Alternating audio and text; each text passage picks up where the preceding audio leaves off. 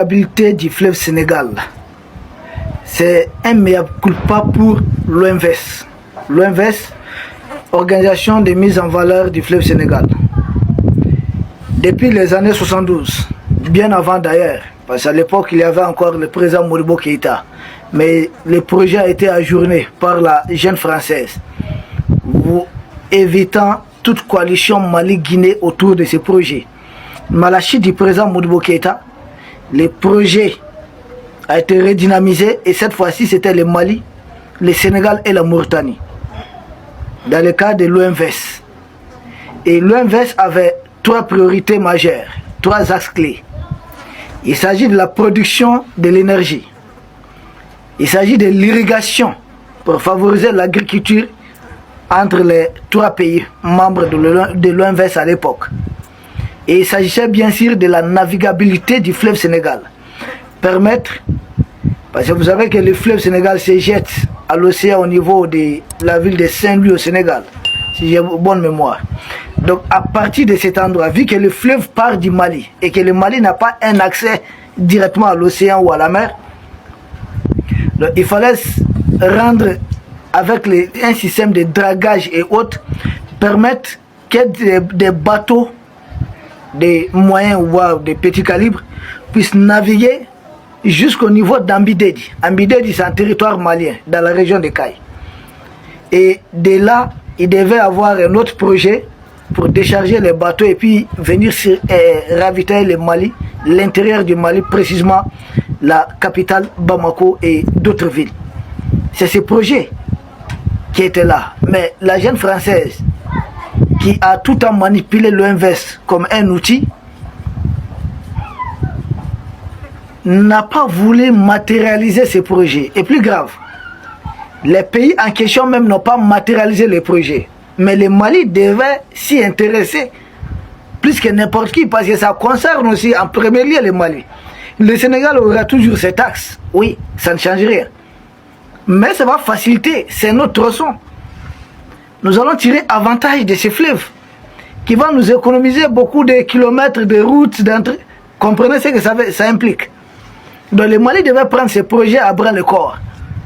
Mais quand le président Moussa Traoré était là, lui qui avait renversé son excellence le président Modibo Keïta, lui il a tout fait au moins avec lui pour que l'OMVS puisse matérialiser le volet énergie. C'est pourquoi nous avons assisté à la création des barrages de Manantali. Et lui-même il a tout fait pour créer un autre barrage hydroélectrique, comprenez? Barrage de Séléngué pour le Mali. Mais barrage de Manantali avec une capacité de production de 200 MW produit de l'énergie, de l'électricité pour trois pays. Ah oui, le Mali, la Mauritanie et le Sénégal. Et après, il y a eu les fameux démocrates. Et là, il y a eu deux autres barrages. Le barrage de Felou et le barrage de Guina. Et ces deux barrages hydroélectriques aussi produisent de l'électricité pour les trois pays. Le Mali, la Mauritanie et le Sénégal. Barrage de Guina même. C'est pourquoi ceux qui acquisent, les dirigeants actuels n'ont rien compris. Le président Assimi est en train de réparer une somme d'erreurs commises il y a longtemps. Vous savez qu'il y a un barrage hydroélectrique. La Mauritanie et le Sénégal prenaient leur part d'électricité, mais le Mali ne prenait pas la sienne. Ah oui, c'est ce qui s'est passé. Tous les barrages de l'OMVS se trouvent en territoire malien. Et les trois pays se partagent l'électricité. Et derrière, malgré la crise d'énergie provoquée ici, parce qu'ils avaient parlé d'interconnexion, mais la jeune française a voulu utiliser l'énergie comme un outil géopolitique. Ah, ils disent quoi? Que l'entreprise en question dit que non, le Mali est très endetté, il faudrait faire ceci, il faudrait faire cela. Même chose qu'ils ont, même le Shell utilisé au Madagascar, pour pousser les gens dans la rue. Mais le peuple malien a compris. Donc, les trois barrages se trouvent en territoire malien, produisent de l'électricité pour les trois pays, même si chacun des pays a d'autres sources de production.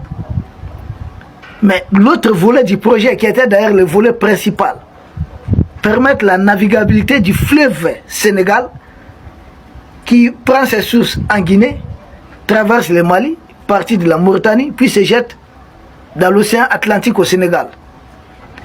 Rendre ces fleuves navigables pour permettre de faciliter les trafics entre le Mali et le Sénégal, ce projet n'a jamais vu le jour. Et ça a handicapé considérablement le Mali, qui partait chercher ses marchandises avec les trains. Et là aussi, les impérialistes ont poussé, ils ont manipulé les pseudo-démocrates qu'il faudrait privatiser les chemins de fer du Mali. Et qu'il fallait tout d'un coup, on a entendu des discours bidons qui ne tiennent pas debout. Ah non, c'est la corruption qui a fait qu'on a privatisé. Il dit, mais les trains, quand nous on était très jeunes, il y avait tellement de trains au Mali, Autorail, Weekend, Express, Kita Train, Maïna Treni, il y avait tellement de trains en circulation. Mais tout d'un coup, on dit non, c'est la corruption. Non, ça a été créé, ça a été entretenu. Ça a été créé, entretenu. Tout d'un coup, on vous dit non, non, les Africains ne peuvent plus rien gérer. Donc il faudrait privatiser. Les chemins de fer se retrouvaient entre les mains des Canadiens. Quand les Canadiens arrivaient, on avait plus de 20 locomotives. Vous savez, à leur départ, il nous restait combien de locomotives opérationnelles? 3. 3 locomotives. Je me souviens encore de ça, tellement j'ai défendu ces dossiers. Bon, il fallait faire venir les marchandises par les chemins de fer. Ils ont privatisé ça et puis ils ont mis ça à l'arrêt. Ça reste quoi? La voie routière. Et la voie routière, regardez l'état de dégradation des routes. Même si on veut faire des routes, ils envoient leur terreau saboter les travaux qui sont en cours. Il nous reste d'explorer quelle voie? La voie fluviale. Et parallèlement à ça, il ne faudrait pas oublier la voie routière et même les chemins de fer. Il faut relancer. Nous devons relancer tout ce que ces gens ont eu à mettre à l'arrêt. Quand on part dans les pays impérialistes, tout c'est avec les chemins de fer et puis ils ont tellement de trains, le développement va avec ça. Mais chez nous, la seule ligne de chemin de fer qu'on avait, ils ont mis ça à l'arrêt. Maintenant, la voie fluviale, ils ont tout fait pour que cela ne soit pas opérationnel. La voie routière aujourd'hui, ils envoient leur terreau attaquer les travaux en cours. Mais seulement en ce qui concerne la navigabilité du fleuve Sénégal. C'est l'OMVS même qui a fait cette annonce. L'OMVS ou pas, le Mali doit être en mesure de réaliser un tel projet. On parle d'un montant de 7,38 milliards. Il s'agit d'enlever des trucs et par endroit renforcer les lits du fleuve pour permettre aux bateaux de passer à plein temps à chaque fois. Et il y en a tellement d'exemples dans le monde. Parce que j'ai entendu certains pseudo-diplômés qui se disent intellectuels. Ah, c'est pas faisable, mais j'ai dit, il y a tellement d'exemples dans le monde. Le fleuve Mississippi des États-Unis ne se jette pas dans le golfe du Mexique. Mais comment cela est rendu possible? C'est parce qu'il y a eu dragage et autres. Ils ont fait ce travail depuis les années 1870. C'est un travail qui a été soigneusement fait. Et c'est pourquoi maintenant, voilà, les bateaux circulent. Il y a tellement d'exemples comme ça dans le monde. Même quand vous partez en Europe, il y a des exemples comme ça. On a rendu certains fleuves navigables jusqu'à la mer. Il y a des exemples tellement. Pourquoi nous autres Africains ne veut pas croire à certaines potentialités? Faire ça là, c'est pas de la magie. C'est pas de la magie, c'est pas de la mer à boire. Un truc qui ne dépasserait pas les 10 milliards pour enlever certains trucs dans les fleuves pour permettre aux bateaux de passer. C'est pas de la mer à boire. Pourquoi certains diplômés couchés même dans les pays impérialistes où vous voyez la même chose, vous dites que ce n'est pas faisable en Afrique? Mais c'est la honte. C'est la honte. Et c'est des gens, dans la plupart des cas, qui sont partis étudier là-bas chez les impérialistes avec la bourse aux frais du contribuable. Mais au lieu de revenir servir nos pays, ils restent là-bas dans des termes bidons. Ce sont eux qui sont manipulés aujourd'hui contre nos pays. Ça ne tient pas. Donc c'est bel et bien faisable. Maintenant que l'OMVS réalise ça ou pas, le Mali doit être en mesure de réaliser ce projet. C'est pourquoi j'ai tout le temps dit qu'il y a beaucoup de choses bilatérales entre le Mali et le Sénégal que nous pouvons faire en dehors. Parce que quand Diomaye Faye est venu, je dis, mais Diomaye Faye, les Mali et le Sénégal ont une ligne de chemin de fer. Mais privilégions ce qu'on appelle nos relations bilatérales. C'est du gagnant-gagnant. Non, pas besoin de s'attarder sur les questions de ces... D'accord. Mais nous étions une même fédération. Il il y a des questions bilatérales qui vont profiter aux deux pays. J'ai pas compris tous ces trucs. Bon, donc techniquement c'est faisable. Financièrement nous pouvons tenir le coup. Maintenant pourquoi jusqu'à présent ça n'a pas été fait? C'est là qu'il faut saluer le général Assimi Goïta. Mais il y a peut-être des préalables. Moi je vois qu'il y a des préalables pour réussir un tel projet. Il y a deux préalables clés. Premièrement, c'est de neutraliser tous ces terreaux qui sont en train de s'installer dans la région de Caille. Par exemple, c'est là la façon dont ils ont entravé les travaux. Ils ont entravé les travaux des routes entre Djema et puis Caille. La même chose, ils risquent de vouloir saboter nos travaux, donc ça ne va pas passer. D'entraver les travaux, ce sont eux qui envoient les mercenaires. Et la jeune française fera tout ce qu'elle peut pour qu'un tel projet ne voit pas le jour. D'ailleurs, si ce projet-là, on en parle aujourd'hui, c'est parce que son Excellence le général Assimi Goïta a tapé du poing sur la table à travers le gouvernement du Mali. Qu'il faudrait mettre ça en œuvre. C'est un projet qui dort dans les tiroirs depuis que nous autres ne sommes pas nés. Ah oui, c'est un projet qui ne date pas de maintenant. Donc, même chose. Vous savez, il y a une chose qu'on ne dit pas. Le racisme, nous condamnons. Mais en réalité, ce qui se passe dans le monde, c'est un peu ça. Les impérialistes ne veulent pas voir un pays d'Afrique subsaharienne développé. Surtout de ses propres forces, non. Et ils feront tout pour qu'on reste dispersé, pour qu'on reste sous-développé, pour qu'on reste, comme ils aiment le dire, des pays pauvres. Parce qu'un pays pauvre n'a pas les moyens d'investir suffisamment dans certains, dans les armements, pour pouvoir protéger suffisamment sa souveraineté. C'est pourquoi aujourd'hui, ils sont en train de voir la montée en puissance des armées de l'Est comme une menace pour eux. Mais tout ce qui représente une menace pour eux, représente une assurance pour nos populations. Nous ne vivons pas pour les faire plaisir. Non, non, c'est pas pour les faire plaisir. Non, non, non, tout sauf ça. Ils font tout pour rester au sommet. Nous aussi, nous devons tout mettre en œuvre pour monter. Ah oui, nous devons dépasser, il faut relever tous les défis, tous les obstacles qui sont en train d'imposer. Et le fait de ne pas désenclaver nos pays, c'est fait exprès, c'est un piège géopolitique, géostratégique surtout. C'est à nous de pouvoir remonter.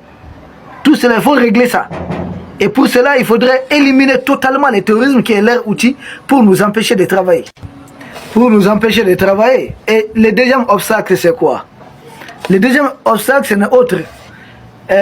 Il y a certains Maliens peut-être qui travaillent avec certains Chinois à détruire les fleuves à la recherche de l'or en amont. Or là, ça ne passe pas. Quand on parle de la navigabilité du fleuve, c'est parce qu'il y a l'eau. S'il n'y a pas l'eau, est-ce qu'on va parler du bateau? Ah non. Donc non seulement dégager les terreaux, qui sont les outils des impérialistes pour nous empêcher de nous développer, mais deuxièmement, il faudrait aussi empêcher qu'on continue de perturber les cours d'eau.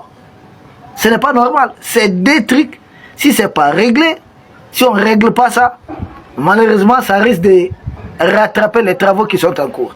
Troisième chose, ça peut être quoi pour moi, les impérialistes? On peut peut-être fait annoncer ça à travers l'OMS pour essayer de gagner du temps en attendant leur projet de déstabilisation. À nous autres de montrer non seulement qu'ils ne pourront pas déstabiliser les pouvoirs en place, mais nous devons avoir notre plan B au cas où l'OMS ne parvient pas à réaliser ça dans les délais comme tel. Nous-mêmes, nous reprenons le projet en main et puis nous mettons fin à ces histoires de barrages et autres. Parce que ça devient un peu de chacun pour soi. En tout cas, ce qui concerne la Mauritanie, elle va se retirer du barrage et puis on va gérer ça conjointement peut-être avec le Sénégal. On pourrait trouver une formule. Tout est possible hein, entre les pays. Tout est possible. Voici à quelques mots, nous avons apprécié la nouvelle. Mais quitte, il ne faut pas que ça soit juste un effet d'annonce.